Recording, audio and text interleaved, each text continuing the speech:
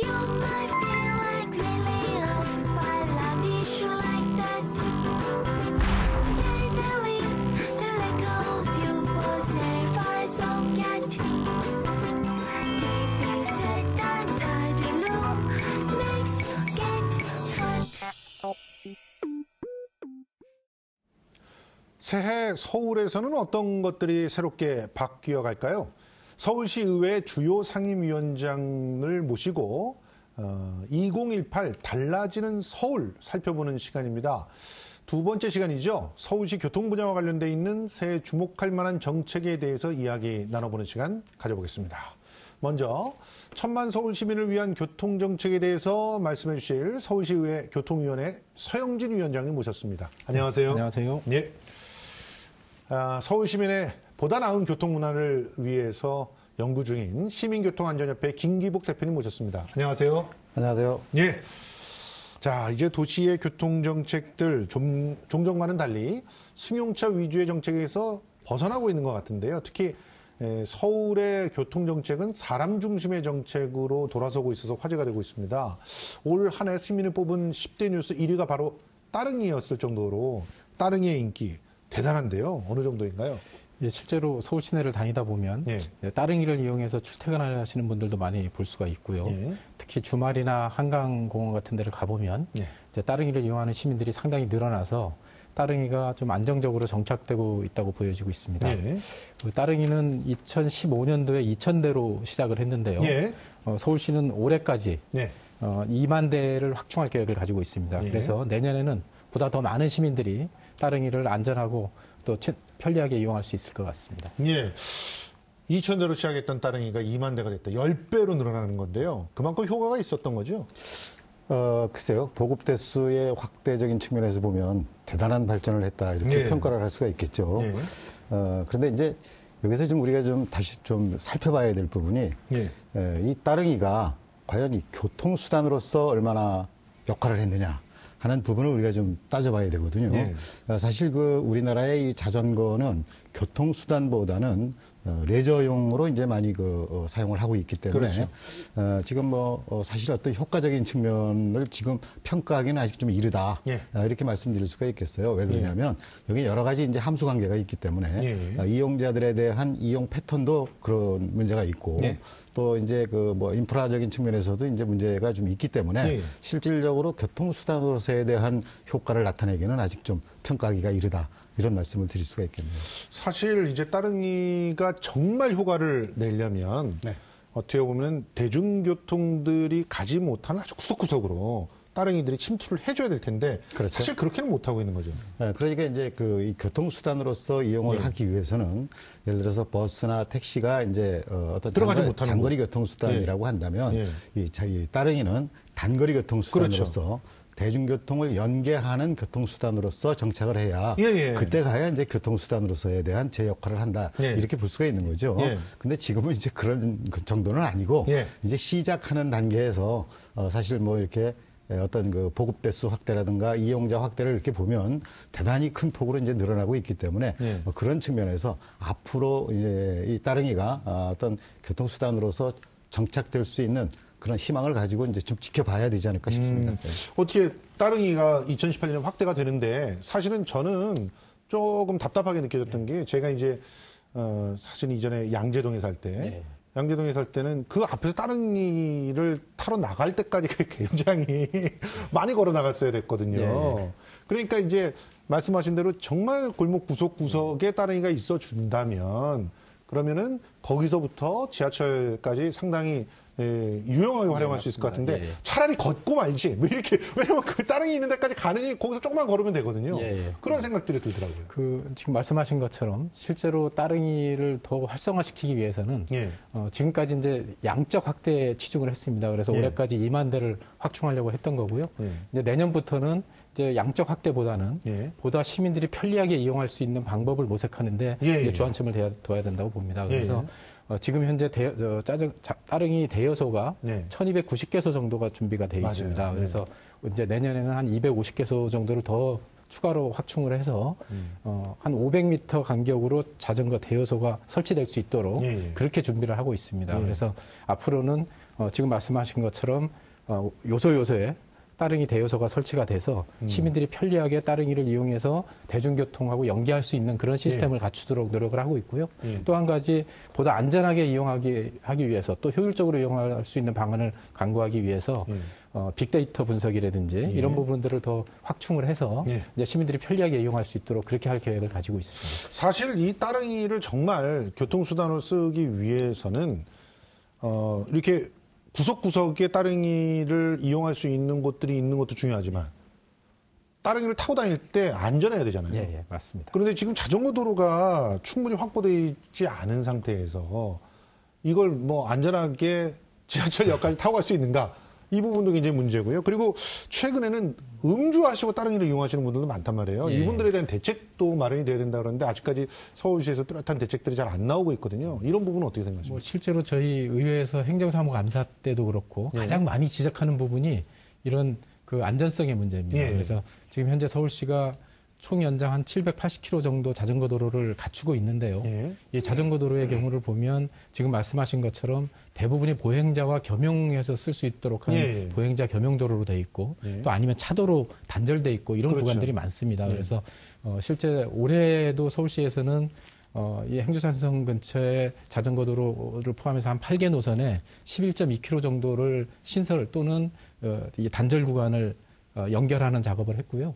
또 이 부분에 대해서는 앞으로도 계속해서 이런 그 단절된 구간을 확충하고 또 초기에 건설된 자전거 도로에 대해서는 유지 보수를 계속 해 나가서 시민들이 보다 그런 그 자동차 사고의 위험을 좀 없애고 좀 안전하게 이용할 수 있도록 그렇게 할 계획을 가지고 있고요.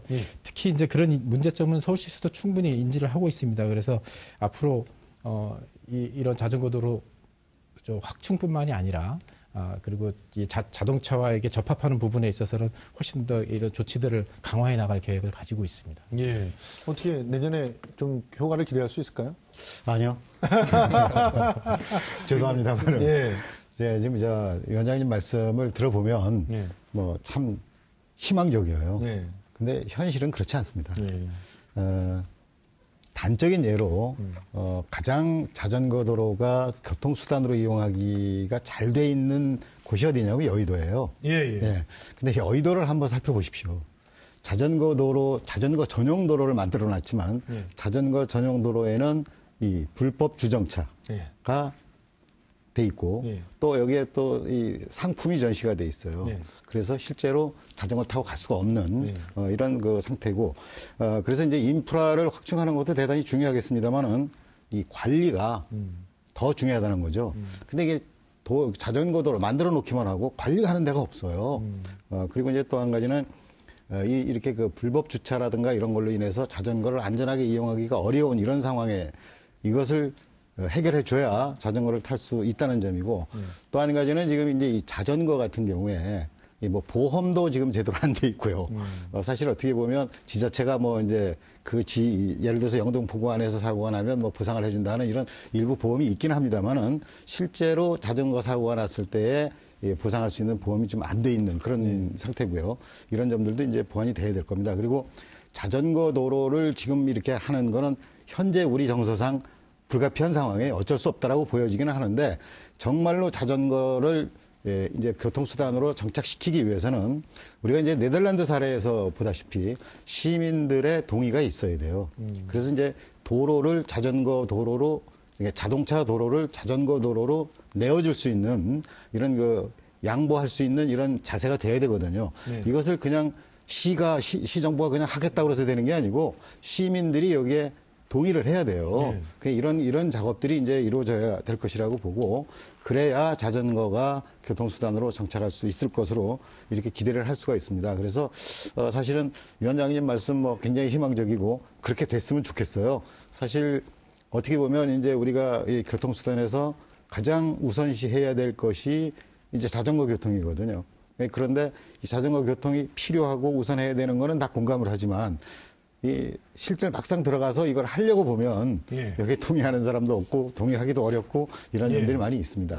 실제로 지금 우리 서울의 교통 체계가 자동차 중심으로 그동안 되어 왔지 않습니까? 맞습니다. 그러다 보니까 뒤늦게 자전거 정책을 시행하려다 보니 지금 말씀하신 대표님 말씀처럼 어려운 부분이 있습니다. 현실적인 네. 어려움이 있습니다. 예. 그러나 그렇다고 해서 마냥 또 방치할 수는 없기 때문에 그렇죠. 서울시에서는 그래도 시민들이 조금이라도 좀 편리하게 이용할 수 있는 방법을 지금 강구를 하고 있는 것이고요. 네. 그런 측면에서 뭐 자전거 특화 지구라든지 아니면 자전거 중심의 그 간선 도로망을 구축한다든지 이런 부분들을 이제 추가로 보완해 나가는 겁니다. 그래서 네. 앞으로 이 따릉이의 양적 확대 추진에 한 그런 2만 대를 이제 확충을 해 놓으면 그 다음은 시민들이 자연스럽게 자전거를 이용할 수 있는 그런 환경들을 조성해야 되는 거거든요. 네.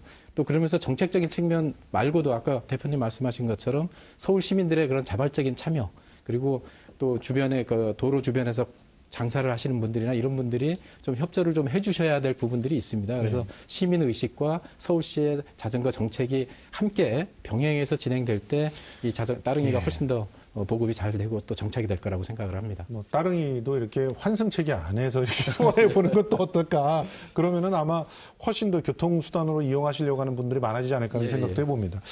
그런데 그 대중교통도 요즘에 이 사고 소식이 많이 들려오거든요. 그 중에서 특히 졸음운전. 이 문제에 대해서는 뭔가 서울시 대책이 필요할 것 같은데요.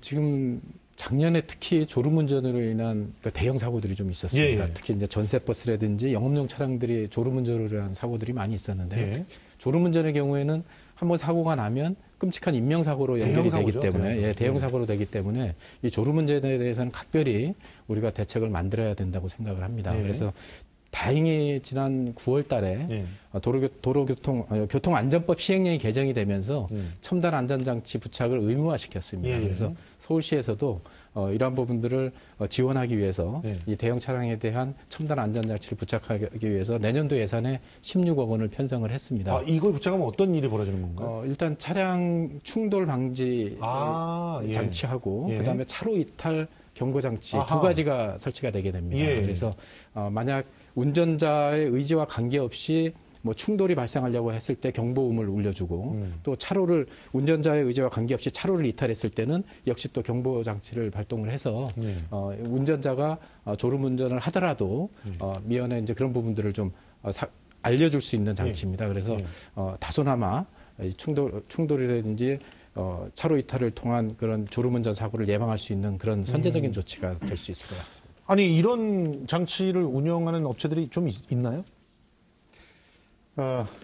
있습니다. 올해부터 이제 뭐 아시는 것처럼 이제 지난 7월 9일 날이죠. 경부고속도로 양재에서 있었던 그 광역버스 졸음운전 사고. 이 사고 이후에 이제 그 졸음운전 방지 대책으로서 정부가 이제 내놓은 것 중에 하나가 지금 이제 첨단 안전장치라고 얘기를 합니다. 근데 졸음운전을 방지할 수 있는 겁니까? 근데 여기 좀 오해가 좀 있는데 좀 제가 설명을 좀 드릴게요. 여기 이제 그 충돌 방지 장치, 차로 이탈 방지 장치라고 얘기를 하지 않습니까? 이게 방지 장치가 아니고요. 경보 장치입니다. 경보 장치. 그래서 여기에서 오해가 돼요. 이게 마치 방지 장치라고 하니까 이 장치를 하면 졸음운전을 예방할 수 있을 것처럼 이렇게 들려요. 그리고 또 이 정책을 위반한 분들이나 또 졸음운전 방지 대책을 내놓으신 분들 입장에서는 이것을 방지 장치로 이렇게 홍보를 하고 있습니다. 그래서 이제 이 내용을 들으시는 분들이 이 방지 장치로 이해를 하고 이걸 졸음운전을 예방할 수 있을 것이라고 이제 이해하기가 쉬운데 이건 어디까지나 경보 장치지 방지 장치가 아닙니다. 그러니까 차로 이탈 방지나 충돌 방지 장치 같은 경우에는 자동 브레이크 장치를 해서 충돌을 방지해주는 이것을 방지 장치라고 얘기하는데 경보 장치를 방지 장치로 오해를 해요. 그래서 이게 이제 문제가 좀 있기 때문에 실질적으로 지금 정부가 이 한 대당 40만 원씩 지원해서 부착하고 있는 것은 경보장치지 방지장치가 아니에요. 그래서 이것을 방지장치로 이해하시면 안 된다는 점. 그렇지만 어느 정도 예방은 되겠죠. 물론 졸음은 깨워주겠죠. 안 다른 것보다는 장치를 안 한 것보다는 효과가 있겠죠. 그러니까 이게 졸음운전이라고 하는 사고의 심각성을 놓고 봤을 때 장치를 안 한 것보다 한 것이 낫겠다 이런 정도 가지고는 안 된다는 거죠. 그렇죠. 완전해야죠. 졸음을 완전히 예방을 할 수 있어야 되는 거죠. 그래서 그런 측면에서 저는 이제 조금 부정적인 의견을 가지고 있습니다. 그러니까 실제로는 졸음 운전을 하게 되는 환경을 바꿔주는 게 훨씬 더 중요하지 않겠습니까? 가장 이제 확실한 방법이 그거죠. 졸음이 오지 않도록 하는 것이 가장 중요한 거죠. 그렇죠. 근데 졸음이 오는 상태에서 졸음운전 경보장치를 부착하고 졸음운전 방지장치를 부착했다라고 얘기를 하면 이건 굉장한 오해죠. 국민들이 생각할 때는. 알겠습니다. 그래서 이런 점들은 없어야 되고요. 그리고 이 어디까지나 이것은 보조장치고 경보장치라는 점을 꼭 인식하셔야 되는 부분이고 졸음운전 방지 대책을 세우려면은 지금 현재 이 자율주행차에 부착하는 자동 브레이크 장치라든가 이런 걸로 해서 적어도 400~500만 원 정도의 그 비용을 투자해서 장치를 해야 어느 정도 효과를 기대할 수 있다는 점을 이 자리 빌어서 강조해서 말씀을 드리겠습니다. 그러니까 지금 뭐 저렇게 영상에서 나오듯이 가다가 바로 앞에 충돌할 상황이 되면 저절로 서는 그렇습니다. 그런 장치가 부착이 될 수 있게끔. 근데 이것도 다 예산이란 말이에요. 그렇죠. 실제로는 참... 우리 국민의 세금과 관련돼 있는 부분이기 때문에 이제 대당 지금 현재 이 경보장치 같은 경우는 대당 50만 원 정도 예산으로 지금 편성을 해서 추진을 하고 있는데 만약 지금 대표님 말씀하신 것처럼 아예 방지 장치로 설치를 하게 되면 뭐 막대한 비용이 들어가기 때문에 그 부분에 대해서는 사실은 더 국민적인 공감대가 형성이 돼야 될 걸로 보여집니다. 뭐 하기는 뭐 지금 준공연제 자체가 시의 재정에 끼치는 그렇죠. 그런 부담도 굉장히 큽니다. 그래서 이 부분도 좀 사실 근본적으로 언제 한번 점검을 좀 해보고 싶어요. 사실은 버스를 준공연제로 하는 게 맞는가 이런 것도. 그런데 뭐 여러 가지 항상 예산 얘기가 나오니까. 자, 그러면 아무래도 이제 이 대형 차량들의 졸음운전 사고 같은 경우에는 서울시 입장에서는요 조금 자유로운 편이에요. 서울 시내 버스는 이교대 하지 않습니까? 그렇죠. 그래서 이제 그러고 이제 관광버스, 전세버스가 좀 문제가 되긴 하는데 이 차고지 문제 때문에 사실 서울에 등록하고 있는 버스 회사가 그렇게 많지는 않습니다. 그래서 좀 상당히 자유로운데 경기도가 좀 상당히 고민스러운. 전국 최초로 녹색 교통 지능 특별 대책 지역으로 지정이 된 한양 도성에 대한 이야기 좀 해보려고 하는데. 보행자와 대중교통 중심으로 재편해 오지 않았습니까? 좀 평가를 해보신다면요. 서울시가 그동안 2013년도에 보행 친화 도시 비전 그리고 2016년도에는 개별적으로 추진하던 보행 전용 사업을 이제 걷고 싶은 도시 서울이라는 큰 그릇에 한꺼번에 담아서 이제 정책을 추진해 왔습니다. 그래서 최근에는 보행 환경이 많이 좋아졌습니다. 횡단보도도 많이 확충을 했고, 그 다음에 20여 호에서 이르는 도로 다이어트 이런 작업들을 통해서 많이 이제 개선을 하고 있고요. 특히 보행 환경 개선 지구라든지 아니면 보행자 우선도로 같은 것을 확충해서 이제 이 보행자 중심의 도로를 만드는데 치중을 하고 있습니다. 특히 올해에는 2017 서울로 2017 주변의 서울역 주변, 그 다음에 종로 버스 전용차로 주변에 보행자 중심 특구로 지정을 해서 걷는 도시 서울을 만드는 데 주력을 하고 있고요. 이러한 부분들은 서울 시민들로부터도 긍정적인 긍정적인 평가를 받고 있는 것으로 알고 있습니다. 그런데 실제로 많은 노력들을 했어요. 그럼에도 불구하고 왜 시민들이 자꾸 아직도 서울은 보행하기 불편한 도시다라는 얘기를 하고 있는 걸까요? 아까 우리 대표님도 말씀하셨지만 서울의 그 도심권을 걷다 보면 이 주변 상가에서 내놓는 적치물이라든지 이런 부분들이 이제 보행 환경을 많이 저해를 하고 있고요. 또 불법 주차된 차량들 이런 부분들이 많기 때문에 이 보행 환경이 상당히 좀 안 좋게 그렇게 느껴지고 있는 겁니다. 그래서 서울시에서는 내년도에 올해는 2017 서울역 주변부터 태계로 2가까지 차로 축소를 통한 보행로 확보에 대한 공사를 시행을 했고요. 내년도에는 태계로 2가부터 태계로 5가까지 그리고 을지로 주변에 이 도로 다이어트를 통해서 도로를 줄이고 차도를 줄이고 인도를 확보해서 이 보행 환경을 더 강화시키는 그런 정책을 시행할 계획입니다. 사실 근데 저는 방송 때문에라도 충무로서부터 시작해가지고 이 남대문 시장을 지나서 서울역이니 이 주변을 갖다 걷는 일들이 자주 있는데 굉장히 불편해요. 아직까지 굉장히 불편하거든요. 실제로 관광객들도 굉장히 많은데도 불구하고 남대문 시장 남대문 지나시기 어렵죠. 너무 힘들어요. 근데 어쨌든 한양 도성 지역을 계속 조금씩 차근차근 이렇게 바꿔 나가고는 있습니다. 이제 바꿔 나가고 있는 정도를 평가를 어떻게 하시는지 그리고 또 앞으로 어떤 부분이 고쳐져야 된다고 생각하시는지. 너무 느리죠. 한마디로 얘기하면 바뀌는 속도가 느리다는 거죠. 그렇습니다. 우리 서울에 이제 걷고 싶은 거리라는 이제 용어가 나온 지가 한 15년 됐어요. 예. 예, 그리고 이미 아시는 것처럼 덕수궁 돌담길을 1차적으로 이제 걷고 싶은 거리로 예. 이제 만들어서 예. 이제 그 보도를 확보하고 뭐 이제 이런 그 노력들을 했습니다. 예.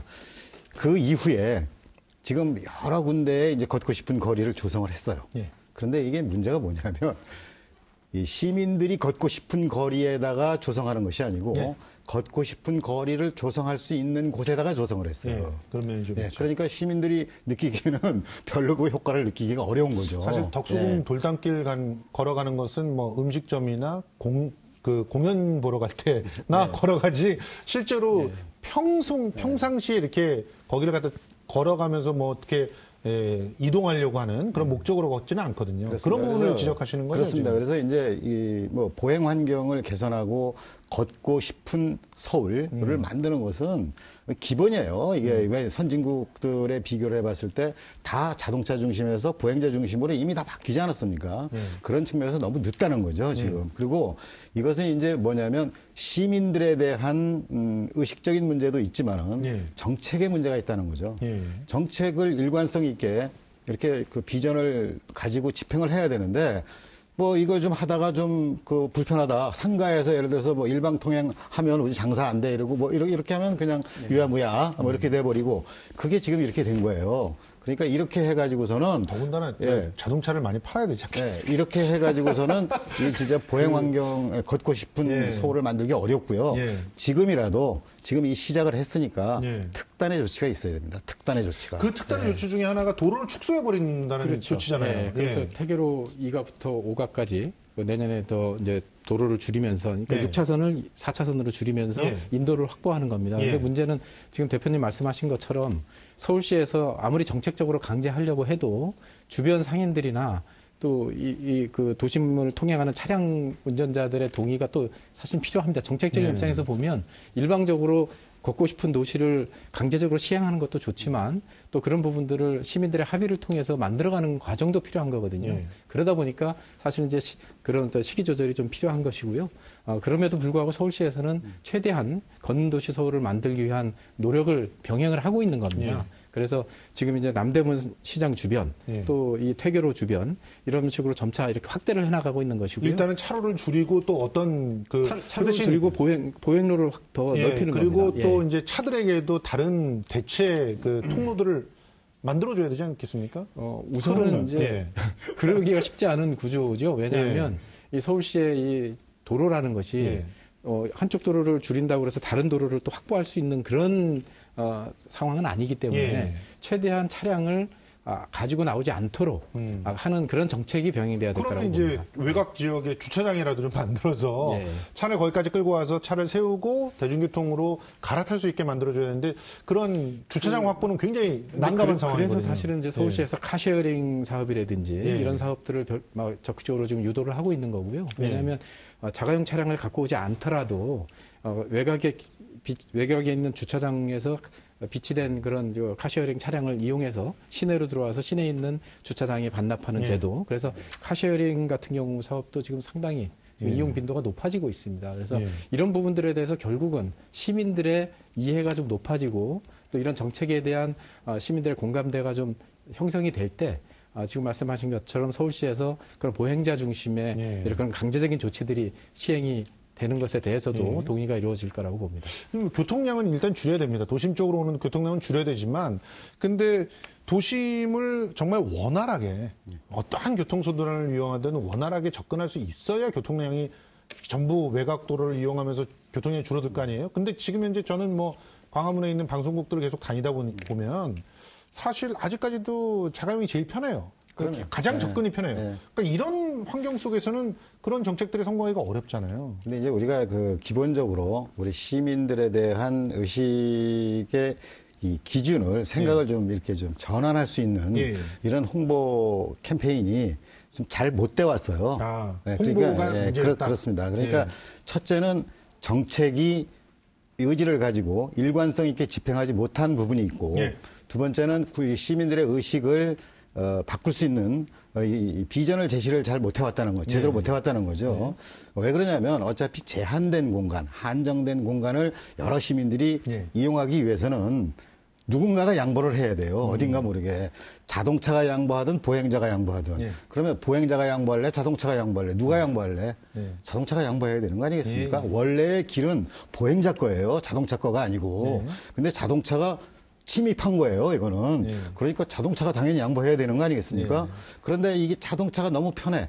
너무 당연론적으로 얘기하면 너무 편하니까 차를 파시는 분들이나 차량을 운전하시는 분들은 거기에 그런데 불구하고 뭐냐면 도로를 이용하는 데 있어서 이 우선순위가 있는 거고 주객이 있습니다. 근데 이것을 구분해주지 못했다는 거예요, 정책 당국에서. 맞습니다. 왜 그러냐면 첫째 도로에 서 있는 이 불법 주정차를 그대로 용인하고 있잖아요. 그렇죠. 서울시에서도 예를 들자면 식당 장사 안 된다고 자영업자 장사 안 된다고 점심 시간에 불법 주차 단속 완화하라는 지침까지도 내리고 있어요. 이건 안 됩니다. 이래가지고는. 기본적으로 이래갖고 되는 게 아니고 일관성 있는 집행을 해야 돼요. 그리고 도로에 불법 주정차가 없어져야 이 차도 보행자에게 차도를 양보할 수 있는 여유가 생기는 거죠.